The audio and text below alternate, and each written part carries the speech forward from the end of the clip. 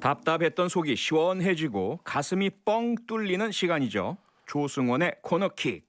조승원 기자, 어서 오세요. 네, 안녕하십니까. 네, 오늘 코너킥 주제는 어떤 겁니까? 지난 토요일, 그러니까 그날이 마침 어버이날이었잖아요. 예. 근데 이날 그 12살, 10살 형제의 아버지가 공장에서 야간에 작업을 하다가 사망한 사건이 있었거든요. 그 얘기를 좀 해볼까 합니다. 네, 현대제철 당진 사업장 사고 말씀이죠. 예. 정말 이 기사 저도 봤는데 가슴이 너무 아프더라고요. 기본적인 안전 설비도 없었다는 거 아닙니까? 예. 이른바 그 유력 언론이라고 하는 신문들이 이 사건을 잘 다루질 않았어요. 지면에 아예 실지를 않았더라고요. 아예 안 실렸나요? 한 줄도. 네. 그래서 아마 이 사건 처음 듣는 분도 아마 그래서 있을 겁니다. 이런 신문만 보시는 분들은. 네네. 우선 이 사건이 일어난 게 지난 토요일 밤이었고 현대제철 당진사업장 제1열연 공장이었는데 여기가 이제 쉽게 말하면 철광석 가져와서 이걸 고온으로 녹여서 네. 철로 만드는 그런 곳인데 이 숨진 노동자 김 씨가 발견된 곳은 이 가열로 아랫부분이었습니다. 제가 사진을 봤는데 고정빔이라 그래서 이제 철골 장치가 하나 있고 네. 그 왼쪽으로 워킹빔이라고 해서 거대한 철골 장치가 고정빔 쪽으로 왔다 갔다 뭐 이런 곳이거든요. 예.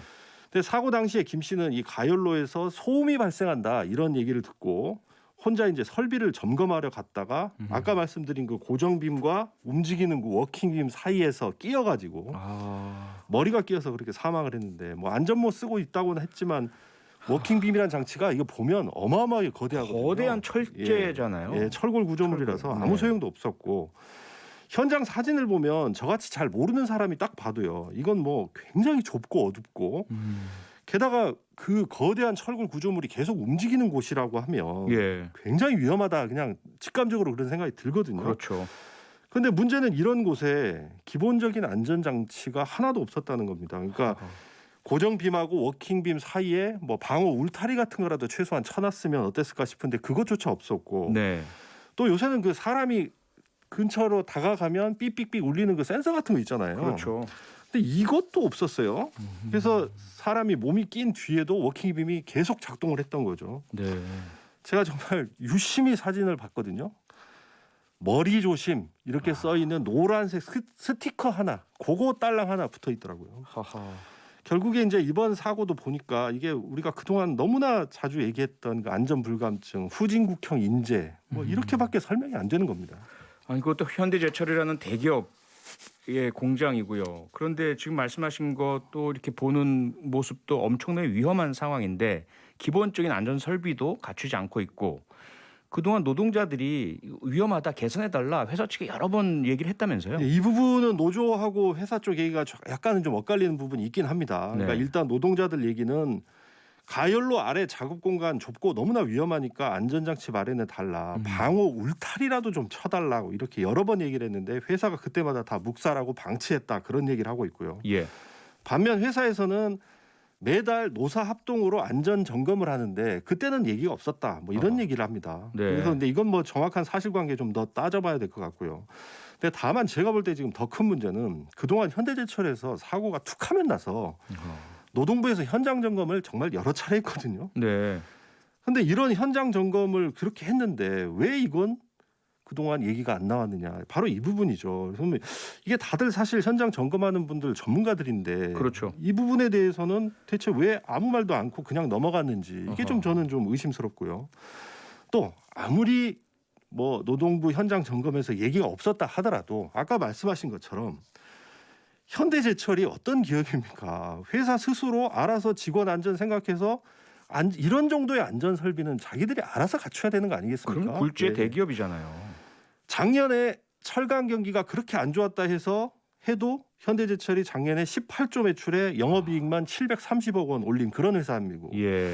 올해는 지금 세계 철강 경기가 아주 좋잖아요. 그래서 1분기에 현대제철 영업이익이 지금 3천억 원을 넘었다고 발표했잖아요. 1분기에만 3천억 원. 아니 이런 글로벌 대기업이 글로벌 철강 기업이 방호 울타리 그 몇십만 원 하는 그 센서 하나 안 달아줘서 이렇게 누군가의 아버지 누군가의 아들이 죽어나가도록 해서야 되겠습니까 정말.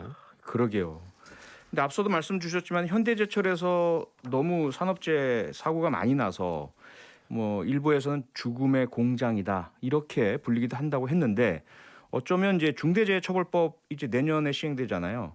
이 법을 만드는 이유 중에 하나이기도 한데 얼마나 자주 이 현대제철 공장에서 사고가 일어난 건가요? 예, 숫자는 네. 거짓말을 안 하잖아요. 예, 그래서 이런 얘기할 때 늘 숫자를 꺼낼 수밖에 없는데 예. 뭐 현대제철 사장님은 달갑지 않겠지만 제가 다시 한번 이 숫자를 좀 꺼내겠습니다. 네. 현대제철 사업장에서 지난 2007년 이후에 사망한 노동자가 39명입니다. 39명입니다. 아하. 그러니까 이거 계산해 보면 해마다 거의 3명씩 죽었다는 얘기죠. 예. 개월수로 따지면 4, 5개월마다 4, 5달마다 꼬박꼬박 노동자 한 명이 숨져 나간 겁니다. 그러니까 너무 아빠 심하네요. 회사 다녀올게 하고 집 나갔다가 싸늘한 주검으로 돌아온 노동자가 넉 달 혹은 5달마다 한 명씩 있었다. 이런 얘기입니다. 아하. 근데 이게 지금 사망 사고만 따진 거잖아요. 네. 중상 입은 환자는 그럼 사람은 얼마나 많았겠습니까? 거기에 또 다 아시잖아요. 그 공식 통계에 아예 안 잡히는 것도 많다는 거 잘 예. 아시죠? 암수. 예. 예. 예. 그러면 이런 회사라면 다른 사고는 얼마나 많았을지 뭐 충분히 짐작이 되고요. 그렇죠. 근데 더 기가 막힌 게 이런 사고들 그럼 대체 왜 일어나느냐는 건데 2019년 12월에 현대제철 하청 노동자가 컨베이어 벨트에 하반신이 감겨 들어가서 전치 6개월 중상을 입었는데요. 네. 그때 벨트에서 용접을 하는데 갑자기 컨베이어 벨트가 안 돌아야 될 벨트가 움직이면서 기계로 몸이 빨려 들어간 거였거든요. 근데 이게 그럼 왜 이러냐느냐 보니까 당연히 꺼놔야 될 벨트 전원 그냥 켜놨던 겁니다. 그리고 게다가 벨트를 비상 정지하는 스위치까지 먹통이었던 겁니다. 네. 그러니까 정말 뭐 이런 거 보면 후진적인 사고의 어떤 전형인데 이 사고 나기 전에 8개월 전에 특별 근로감독에서 이거 고치라고 이미 적발까지 당했는데 8개월 전에. 이걸 8개월 동안 현대제철이 가만히 놔뒀다가 하하. 이런 일이 벌어진 겁니다. 그래서 당시에 또 이 사고 난 뒤에도 노동부가 또다시 특별 근로감독을 해서 안전조치 위반 사항을 2,400건을 적발을 했는데 어휴. 그럼 그때 2,400건 적발했으니까 이런 후진적 사고가 안 나야 되잖아요. 그렇죠. 근데 보세요. 이번에 또 나잖아요. 지금 뭐 많은 분께서 그 문자를 주고 계십니다. 유튜브 댓글로 조은님께서 남겨주신 글은요.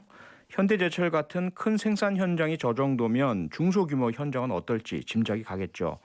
생산 현장 가보신 분들은 아시겠지만 안전장치 있어도 사고 납니다. 이분은 이제 그 공장에서 근무를 하시는 분 같아요. 6469님은요. 그뿐만이 아니라 집진 시설도 완전 엉망입니다. 집진 시설이 먼지를 이렇게 빨아들이고 오염 막는 시설이잖아요. 네. 이분은 아예 그 공장의 경험담 같은데요. 지금 말씀하신 것처럼 사고가 계속 반복된다면 점검도 있고 특별 노동 감독 근로 감독도 있고 했는데도 계속 반복된다. 그러면 이유가 있는 거 아닙니까? 근본적인 이유는 따지고 들어가면 저는 결국 돈 때문이라고 봅니다. 돈. 예. 제가 이런 사고 날 때마다 늘 드리는 얘기가 한국은 지나치게 노동자 목숨값이 싸다 이런 얘기를 제가 자주 드리는데요. 그렇죠. 예. 거듭 말씀드립니다만 한번 생각해 보십시오. 사고 안 나게끔 안전설비 갖추고 뭐 인력 보강하고 하는데 드는 돈을 A라고 하고요. 예. 또 사고가 난 뒤에 이걸 처리하고 그리고 또 벌금 등등 다 합친 돈을 B라고 했을 때 이 두 가지를 비교해서 안전설비에 투자하는 비용 A보다 사고 처리하는 데 드는 비용 B가 훨씬 많다면 경영자 입장에서는 대체 어떤 선택을 하겠습니까? 당연히 A죠. 그렇죠. 예. 사고가 안 나도록 철저히 애를 쓰겠죠. 사전에 예방을 다 하겠죠. 그게 더 훨씬 비용이 덜 드니까. 그렇죠. 사고 한 번 나면 타격이 어마어마할 테니까요. 네. 근데 우리나라는 노동자, 특히 하청 노동자들 목숨값이 지나치게 싸다 보니까 안전에 투자를 하느니 차라리 사고 난 다음에 돈 몇 푼 쥐어주고 말자라는 생각을 하는 겁니다. 아이고. 사망 사고는 아닙니다만 아까 언급한 2019년도 그 컨베이어 벨트 사고 있잖아요. 예. 이때 다친 분도 하청 노동자였거든요. 네. 그래서 현대제철에서는 보상금을 줄 필요도 없는 겁니다. 왜? 자기들이 직접 고용한 노동자가 아니니까요. 그래서 이분요. 산재 처리로 2천만 원 받은 게 전부였습니다. 근데 여기에 더 기가 막힌 게 하청 노동자 사고는 원청 보험료율 산정할 때 반영도 안 돼요. 이거 올해 들어서 이제 국회에서 고친다고 지금 국회의원들께서 고친다고 하긴 하던데 예. 아무튼 그래서 이렇게 사고가 자주 일어나는데도 2019년 기준으로 보면 현대제철이 5년 동안 감면받은 산재 보험료가 100억 원이 넘어갑니다. 이런 시기니 하청 직원 뭐 사고 당해도 눈 하나 깜짝 안 하는 거죠. 아하. 예. 결국은 돈과 노동자의 생명을 바꾸고 있다. 이건 어떻게 보자면 좀 과하게 얘기하자면 거의 미필적 고의의 살인이다. 죽어도 괜찮겠다. 죽을 줄 알고 있다. 그러면서도 그냥 방치한다. 이런 이야기인데 정말 좀 참담하네요. 네, 사실 돈만 쓰면 사고 웬만큼은 다 막을 수 있습니다. 그러니까요. 이 안전에 투자를 하면 최소한 뭐 다른 건 몰라도 이런 정도의 후진적 사고는 우리가 다 막을 수 있는데 지금 기술이 얼마나 발전했습니까? 뭐 자율주행 차가 나오고 그러게요. 몇 년 뒤면 인간이 뭐 우주여행도 간다는 거 아니에요? 이게 로봇 나오고 뭐 인공지능이 다 하고 그러잖아요. 아니 그런 시대에 이런 정도의 안전장치가 왜 없겠습니까? 이번에 제가 엊그제 JTBC 보도 보니까 프레스 기계에다가 센서 달아서 작업자가 기계 가까이만 가도 바로 기계가 멈춰서고 네. 뭐 산업용 로봇이 있는데 거기에 울타리 세워서 안전하게 만들고 뭐 예. 이런 제대로 이런 운영하는 회사도 있긴 있더라고요. 있죠. 예. 예. 근데 다만 이게 비용의 문제인데 영세업체들 같은 경우는 정부나 공기업 지원을 안 받으면 힘든 부분이 분명히 있죠. 네. 그래서 제 생각에는 정부에서도 국민 세금 받아서 이런 데다가 정말 많이 써야 할 것 같아요. 물론 지금도 하고 소중한 게 있지만 어디 있어요. 예, 물론 지금도 하고 있지만 앞으로 예. 훨씬 더 늘려야 된다 그런 얘기죠. 그렇죠. 그러니까 생명이 가장 소중한데 아니 고 김용균 씨 어머니가 단식 농성하시던 모습 우리가 계속 봤잖아요. 예. 참 안타깝고 처절한 모습도 봤는데 결국 그래서 중대재해처벌법이 만들어지긴 했지만 상당히 뭐 아직까지는 미흡한 부분도 많고요. 예. 법도 법이지만 기업들 스스로도 사실은 스스로가 안전조치를 취해야 되는 거 아닙니까? 그렇죠. 예. 그래도 법이 그나마 이게 막을 것이다라는 기대를 갖고 있는데 좀 줄어들 좀 효과가 있을까요? 김용기 씨 사망 사건 이후에 산업안전보건법 우리가 손봤잖아요. 예. 그다음에 중대재해처벌법 만들었잖아요. 그렇죠. 그러니까 이게 다 이런 사망 사고, 이런 사고 막 끔찍한 사건을 막아보자라는 건데. 그렇죠. 그래서 사고 나면 뭐 원청에도 이제 좀 책임 좀 묻자. 네. 안 그러면 이거 안 바뀐다. 또 중대재해의 경우에는 사업주도 좀 처벌을 하자. 네. 그래야 실효성이 생긴다. 솜방망이 처벌 제발 좀 하지 말고 벌금도 좀 세게 물리자. 예. 그래야 기업들이 돈 투자할 거 아니냐. 그렇죠. 이런 취지로 법을 정말 아시겠지만 어렵게 바꾸고 고치고 새로 만들고 이랬단 말이에요. 네. 근데 돌이켜 보면 참 아쉬운 부분이 많습니다. 그러니까 당장 이번 현대제철 사고만 해도 중대재해법 적용을 아예 할 수도 없잖아요. 예. 아시다시피 내년 1월까지 유예 기간을 길게 잡아놔서요. 그러니까요. 근데 지금 더 걱정스러운 게 뭐냐면요. 지금 그나마 있는 이 중대재해법의 이 취지를 지금 무력화하려는 시도가 지금 곳곳에서 나오고 있거든요. 그러니까 네. 예를 들어서 경총, 전경련 이런 단체들은 지난달에 중대재해처벌법에 보면 직업성 질병 규정한 게 있어요. 예. 근데 이걸 범위를 좀 축소하자. 뭐 이런 내용 등등을 담아서 법무부하고 노동부에다 건의서 냈거든요. 그리고 앞서 3월에도요. 이 단체들이 국회 법사위 찾아가서 보완 입법을 요구하면서 중대재해 규정 기준 자체를 바꾸자고 요구를 했어요. 그러니까 지금 법에 어떻게 돼 있냐면 아시겠지만 사망자 1명 이상 발생 이걸 중대재해로 보잖아요. 예. 근데 이거를 어떻게 바꾸자고 얘기하고 있냐면 동시에 2명 이상 혹은 1년 이내에 2명 이상 이렇게 바꾸라고 국회에 지금 압력을 놓고 있습니다. 하하. 근데 지금이 또 마침 이 중대재해법 시행령 만드는 기간입니다. 네네. 네, 그렇죠. 아시겠죠? 그래서 그렇죠. 법안 내용을 지금 보다 구체화시키는 그런 과정을 하고 있는데 네.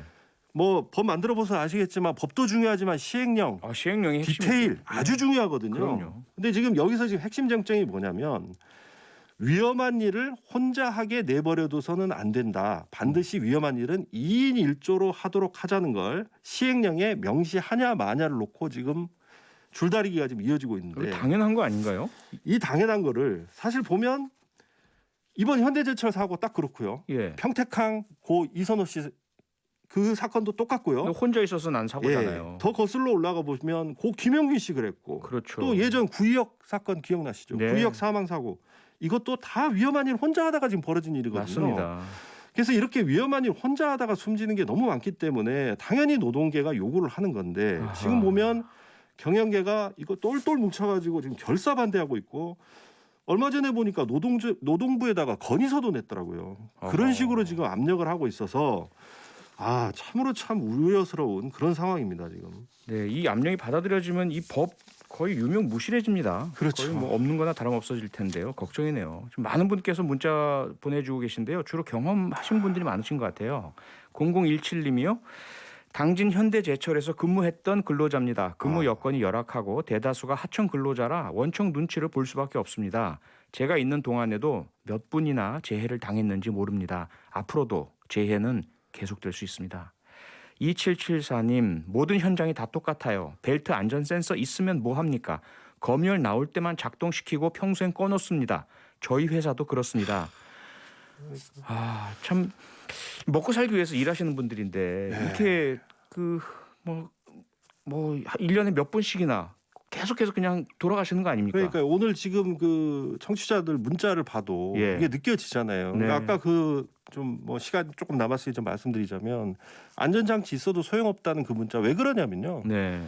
이게 또 안전장치를 돈 아낀다고 뭐 불량률 높은 싸구려를 또 씁니다. 아이고. 그러면 또 무슨 소용이 있습니까? 네. 그래서 제가 볼 때는 지원을 하되 이 안전장치 사람 목숨이 달린 문제이기 때문에 예.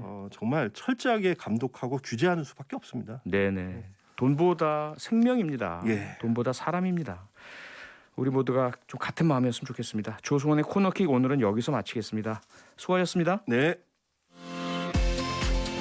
평일 저녁 6시 5분에 여러분을 찾아갑니다. MBC 라디오 표창원의 뉴스 하이킥.